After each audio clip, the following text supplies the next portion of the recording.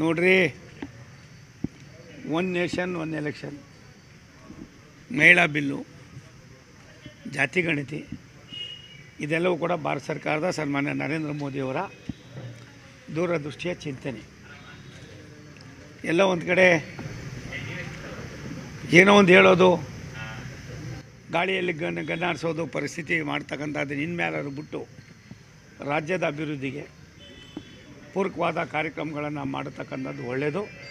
ಇದನ್ನು ನಾನು ಸ್ವಾಗತಿಸ್ತೀವಿ. ರಾಷ್ಟ್ರದ ಪ್ರಧಾನಮಂತ್ರಿಗಳ ದೂರದೃಷ್ಟಿಯ ಚಿಂತನೆ, ಅವ್ರು ಕೈಗೊಳ್ಳುವ ಯಾವುದೇ ಒಳ್ಳೆಯ ಕೆಲಸಗಳು ರಾಷ್ಟ್ರಕ್ಕೆ ಪೂರಕವಾಗಿ ಅಭಿವೃದ್ಧಿಯ ಪರವಾಗಿ ಆಗ್ತಕ್ಕಂಥದ್ದು ಮತ್ತು ಜಾತಿ ಗಣತಿಯನ್ನು ಮಾಡೋದ್ರಿಂದ ಒಂದು ಸಂದೇಶವು ಕೂಡ ಎಲ್ಲರೂ ಕೂಡ ತಲುಪ್ತದೆ. ಈ ದೇಶ ಜಾತ್ಯತೀತ ದೇಶ.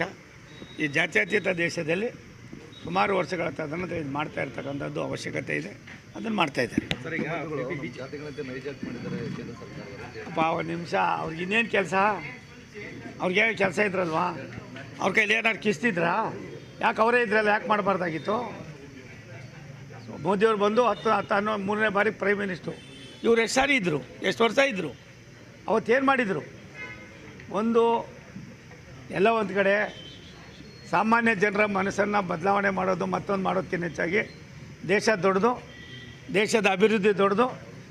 ದೇಶದಲ್ಲಿರ್ತಕ್ಕಂಥ ಜ್ವಲಂತ ಸಮಸ್ಯೆಗಳಿಗೆ ಯಾವ ರೀತಿ ಪರಿಹಾರವನ್ನು ಕಂಡುಹಿಡಿಬೇಕು ಅನ್ನೋದನ್ನು ಈಗಾಗಲೇ ಮೋದಿಯವರು ಮಾಡಿ 25 ಕೋಟಿ ಕುಟುಂಬಗಳು ಈಗಾಗಲೇ ಮೇಲ್ಪಂಕ್ತಿಗೆ ಬಂದಿರತಕ್ಕಂಥದ್ದು ನಾವು ನೋಡಿದ್ದೇವೆ.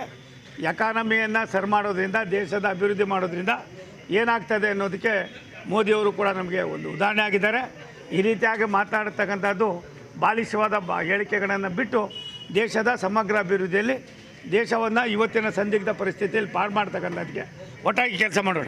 ರಾಜ್ಯದ ಸ್ವಾಗತ ಮಾಡ್ತೀರಾ ಸರ್? ಜಾತಿ ಗಣತಿ ದಿನ ಈಗ ಮರುಪರಿಶೀಲನೆ ಮಾಡಬೇಕು ಅಂತ ಹೇಳ್ತಾ ಇದ್ದೀವಿ. ಅಪ್ಪ, ಅದು ಬಿಡೋದು ಆಗೋಯ್ತು, ಸತ್ತೇ ಹೋಯ್ತದೆ.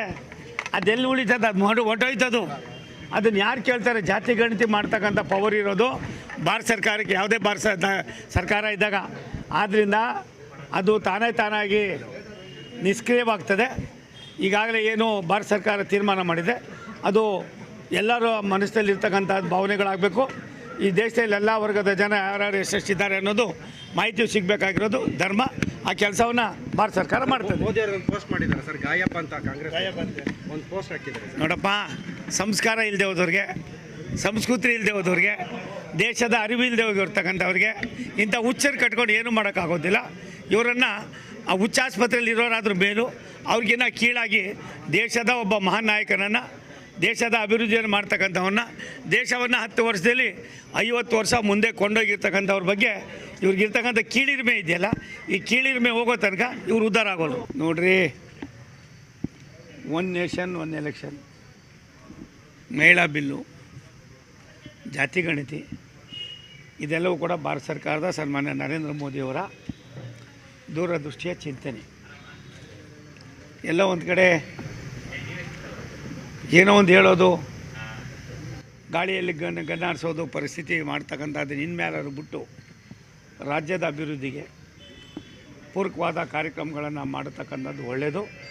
ಇದನ್ನು ನಾನು ಸ್ವಾಗತಿಸ್ತೀವಿ. ರಾಷ್ಟ್ರದ ಪ್ರಧಾನಮಂತ್ರಿಗಳ ದೂರದೃಷ್ಟಿಯ ಚಿಂತನೆ, ಅವ್ರು ಕೈಗೊಳ್ಳುವ ಯಾವುದೇ ಒಳ್ಳೆಯ ಕೆಲಸಗಳು ರಾಷ್ಟ್ರಕ್ಕೆ ಪೂರಕವಾಗಿ ಅಭಿವೃದ್ಧಿಯ ಪರವಾಗಿ ಆಗ್ತಕ್ಕಂಥದ್ದು ಮತ್ತು ಜಾತಿ ಗಣತಿಯನ್ನು ಮಾಡೋದ್ರಿಂದ ಒಂದು ಸಂದೇಶವು ಕೂಡ ಎಲ್ಲರೂ ಕೂಡ ತಲುಪ್ತದೆ. ಈ ದೇಶ ಜಾತ್ಯತೀತ ದೇಶ.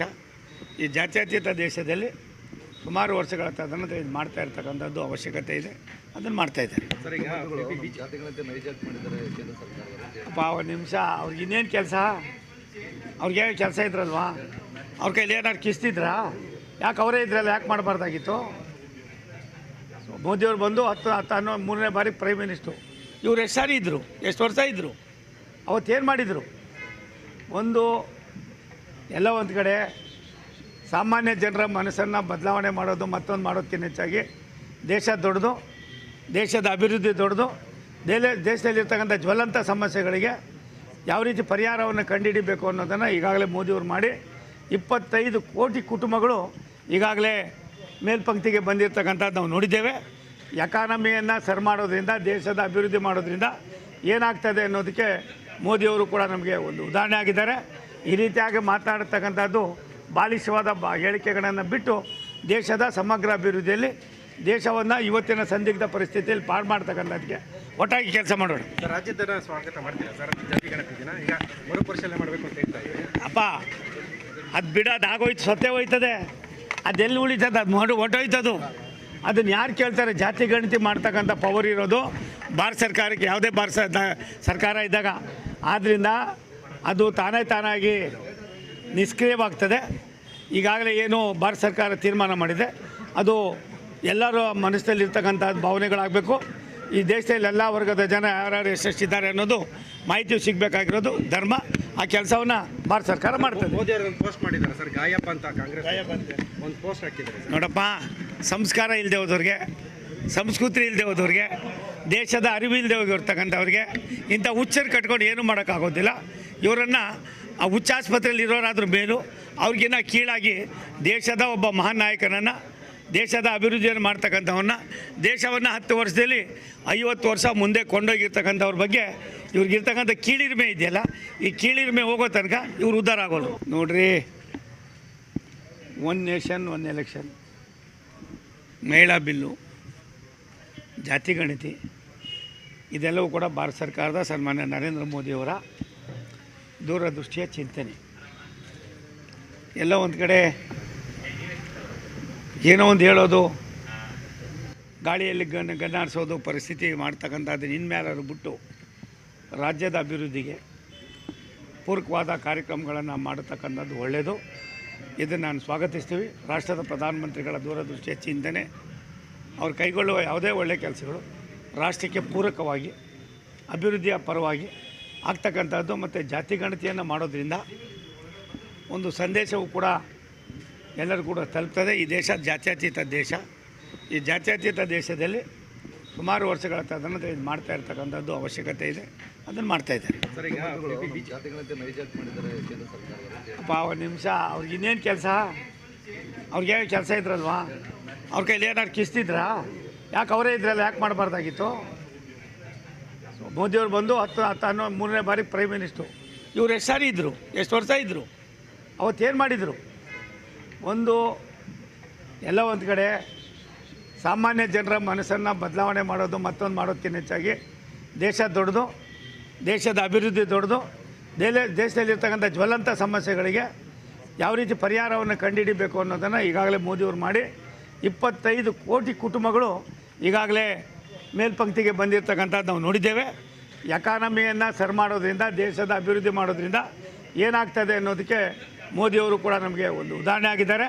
ಈ ರೀತಿಯಾಗಿ ಮಾತನಾಡ್ತಕ್ಕಂಥದ್ದು ಬಾಲಿಶವಾದ ಹೇಳಿಕೆಗಳನ್ನು ಬಿಟ್ಟು ದೇಶದ ಸಮಗ್ರ ಅಭಿವೃದ್ಧಿಯಲ್ಲಿ ದೇಶವನ್ನು ಇವತ್ತಿನ ಸಂದಿಗ್ಧ ಪರಿಸ್ಥಿತಿಯಲ್ಲಿ ಪಾರು ಮಾಡ್ತಕ್ಕಂಥದ್ದಕ್ಕೆ ಒಟ್ಟಾಗಿ ಕೆಲಸ ಮಾಡೋಣ. ಸರ್ ರಾಜ್ಯದ ಸ್ವಾಗತ ಮಾಡ್ತೀರಾ ಸರ್ ಜಾತಿ ಗಣತಿ ದಿನ? ಈಗ ಮರುಪರಿಶೀಲನೆ ಮಾಡಬೇಕು ಅಂತ ಹೇಳ್ತಾ ಇದ್ದೀವಿ. ಅಪ್ಪ ಅದು ಬಿಡೋದು ಆಗೋಯ್ತು, ಸತ್ತೇ ಹೋಯ್ತದೆ. ಅದೆಲ್ಲಿ ಉಳಿತದೆ? ಅದು ಹೊಟ್ಟೋಯ್ತದು. ಅದನ್ನು ಯಾರು ಕೇಳ್ತಾರೆ? ಜಾತಿ ಗಣತಿ ಮಾಡ್ತಕ್ಕಂಥ ಪವರ್ ಇರೋದು ಭಾರತ ಸರ್ಕಾರಕ್ಕೆ, ಯಾವುದೇ ಸರ್ಕಾರ ಇದ್ದಾಗ. ಆದ್ದರಿಂದ ಅದು ತಾನಾಗಿ ನಿಷ್ಕ್ರಿಯವಾಗ್ತದೆ. ಈಗಾಗಲೇ ಏನು ಭಾರತ ಸರ್ಕಾರ ತೀರ್ಮಾನ ಮಾಡಿದೆ ಅದು ಎಲ್ಲರ ಮನಸ್ಸಲ್ಲಿರ್ತಕ್ಕಂಥ ಭಾವನೆಗಳಾಗಬೇಕು. ಈ ದೇಶದಲ್ಲಿ ಎಲ್ಲ ವರ್ಗದ ಜನ ಯಾರ್ಯಾರು ಎಷ್ಟೆಷ್ಟಿದ್ದಾರೆ ಅನ್ನೋದು ಮಾಹಿತಿ ಸಿಗಬೇಕಾಗಿರೋದು ಧರ್ಮ. ಆ ಕೆಲಸವನ್ನು ಭಾರತ ಸರ್ಕಾರ ಮಾಡ್ತದೆ. ಮೋದಿ ಅವರು ಒಂದು ಪೋಸ್ಟ್ ಮಾಡಿದ್ದಾರೆ ಸರ್, ಗಾಯಪ್ಪ ಅಂತ ಕಾಂಗ್ರೆಸ್ ಒಂದು ಪೋಸ್ಟ್ ಹಾಕಿದ್ದಾರೆ. ನೋಡಪ್ಪ, ಸಂಸ್ಕಾರ ಇಲ್ಲದೆ ಹೋದವ್ರಿಗೆ, ಸಂಸ್ಕೃತಿ ಇಲ್ಲದೆ ಹೋದವ್ರಿಗೆ, ದೇಶದ ಅರಿವು ಇಲ್ಲದೆ ಹೋಗಿರ್ತಕ್ಕಂಥವ್ರಿಗೆ ಇಂಥ ಹುಚ್ಚರು ಕಟ್ಕೊಂಡು ಏನೂ ಮಾಡೋಕ್ಕಾಗೋದಿಲ್ಲ. ಇವರನ್ನು ಆ ಹುಚ್ಚಾಸ್ಪತ್ರೆಯಲ್ಲಿ ಇರೋರಾದ್ರೂ ಮೇಲೂ ಅವ್ರಿಗಿನ್ನ ಕೀಳಾಗಿ ದೇಶದ ಒಬ್ಬ ಮಹಾನ್ ನಾಯಕನನ್ನು, ದೇಶದ ಅಭಿವೃದ್ಧಿಯನ್ನು ಮಾಡ್ತಕ್ಕಂಥವನ್ನ, ದೇಶವನ್ನು 10 ವರ್ಷದಲ್ಲಿ 50 ವರ್ಷ ಮುಂದೆ ಕೊಂಡೋಗಿರ್ತಕ್ಕಂಥವ್ರ ಬಗ್ಗೆ ಇವ್ರಿಗಿರ್ತಕ್ಕಂಥ ಕೀಳಿರಿಮೆ ಇದೆಯಲ್ಲ, ಈ ಕೀಳಿರಿಮೆ ಹೋಗೋ ತನಕ ಇವ್ರು ಉದ್ಧಾರ ಆಗೋದು.